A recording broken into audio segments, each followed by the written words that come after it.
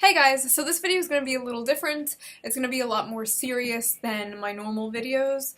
I've been wanting to talk about this topic for a really long time, but I could never find the excuse to, since my channel is very lighthearted and stupid, and this is a very serious topic.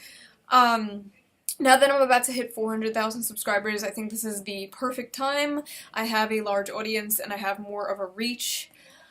I scripted this because, as you can tell, there's a lot of jump cuts in my videos, and that is because when I think of things, I say, and like. My videos aren't scripted, they're all improv, so there's a lot of, like, and what should I say next? So, none of that here, just a script. It's gonna be a little awkward with me going back and forth. Also, I'm blind as shit, so that's happening. So, this is domestic abuse against men. Domestic abuse is a serious issue. It's more difficult than just leave. It's more difficult than fight back. Domestic abuse is fucked. But there's something seriously disturbing about going to Google and searching domestic abuse help and seeing battered women, women's shelter, women, women, women. Male abuse is often forgotten about or ignored and even mocked. Male abuse shelters don't receive enough funding to be a reality. In fact, there is an instance of somebody trying to open a male abuse shelter, it being shut down because of lack of funds, and the owner killing himself. Yeah. How could a man get beat up by a woman? Men are expected to be tough, right? Are you gonna go to your friends and tell them your girlfriend who's smaller than you and shorter than you throws plates at your face when she comes home drunk? You're gonna tell people that your pretty wife calls you a man 2 times bigger than her, ugly and fat until you feel worthless and undesirable? Yes, you should tell people. But here's the thing, women are humans, and humans are capable of being evil, manipulative, and psychopathic. Physical abuse is not the only form of abuse. Mental abuse can be just as terrible, if not more. You tell yourself they won't do it again, you still love them, you love the history you have together, you love the friends you share, you have a good life, you love their family, you love the kids you had together, you want your kids to have a good life, you don't want your kids to deal with divorce, you don't want to deal with divorce, you don't want to lose your kids, you don't want to lose your house, you don't want to lose your dog. You don't know what to do, you're trapped. It's believed men are the stronger sex, and although technically they are, abuse is much more than physical strength. But what happens when even your physical strength is overpowered? I was a open heart surgery patient. That's why I can't close my shirt over my incision yet. I was operated on July 14th. I had a triple coronary artery bypass graft after a year of being sick. This was the result of a Lyme disease infection, basically, that I've had for God knows how long. But I've been sick for well over a year. I lost my job for it.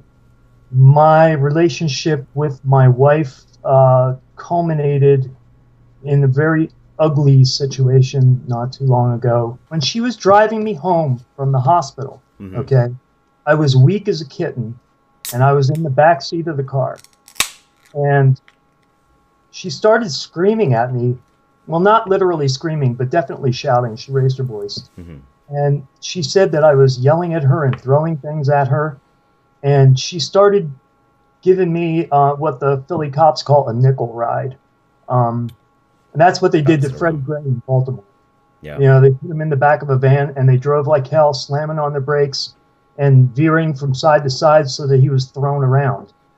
I was right next to my baby son, and he was strapped into his car seat, and he was fine. But I could barely keep myself upright. Right. I was in a very weakened state.